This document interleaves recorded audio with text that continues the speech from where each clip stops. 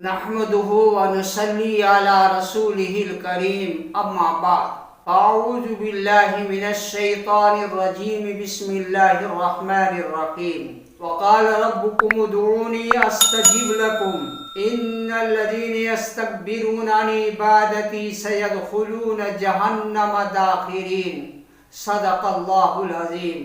حضرات گرامی و سامعین کرام، آج کا عنوان ہے دعا کی حقیقت اور اس کے فضائل۔ دعا در حقیقت کسی صاحب ضرورت کے وقت دل کے درد چوٹ سے نکلنے و پکارنے والے الفاظ کا نام ہے۔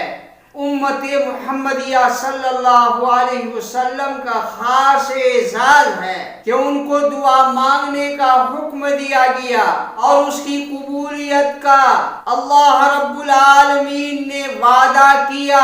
جو شخص راہ تکبر دعا نہ مانگے اس کے لیے عذاب کی وعید سنائی گئی ہے۔ حضرت کعب ابن احبار رضی اللہ عنہ سے منقول ہے کہ پہلے زمانے میں یہ خصوصیت حضرات انبیاء کرام علیہ السلام کی تھی اور ان کو اللہ تعالی کی طرف سے یہ حکم ہوا تھا کہ آپ دعا کریں میں قبول کروں گا، اور امت محمدیہ کی یہ خصوصیت ہے کہ یہ حکم تمام امت کے لیے عام کر دیا گیا۔ ہر دعا عبادت ہے اور ہر عبادت دعا ہے۔ اس کی وجہ یہ ہے کہ عبادت نام ہے کسی کے سامنے انتہائی تذلل اختیار کرنے کا، اور ظاہر ہے کہ اپنے آپ کو کسی کا محتاج سمجھ کر اس کے سامنے سوال کے لیے ہاتھ پھیلانا بڑا تذلل ہے۔ جو عبادت کا مفہوم ہے اسی پر عبادت کا حاصل بھی ہے۔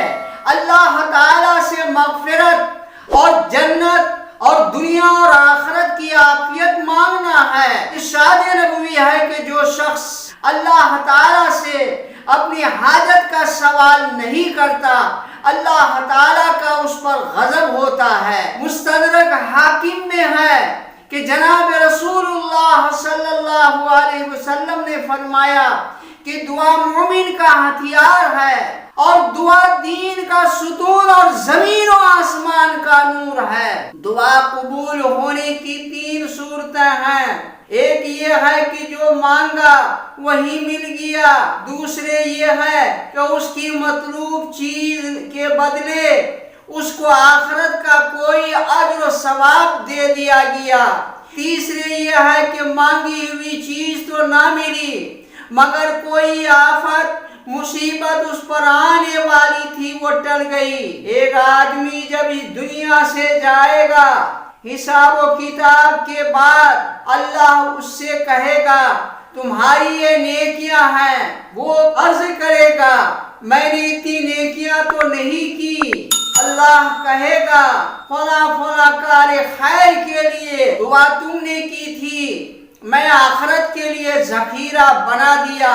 وہ اس وقت کہے گا کاش کہ میں اور دعا کر لیتا کہ جو دنیا میں قبول نہیں ہوتی آخرت میں اس کا اجر مجھے ملتا۔ دعا قبول ہونے کے لیے مسلمان ہونا شرط نہیں، غیر ایمان والوں کی بھی دعا قبول ہوتی ہے۔ یہاں تک کہ ابلیس کی دعا قبول ہوئی، ابلیس نے تا قیامت زندہ رہنے کی دعا کی، اللہ تعالیٰ نے قبول فرما لیا۔ مگر اصل قبولیت دعا کے لیے یہ ہے کہ کھانا حلال ہو، پینا حلال ہو، لباس حلال ہو۔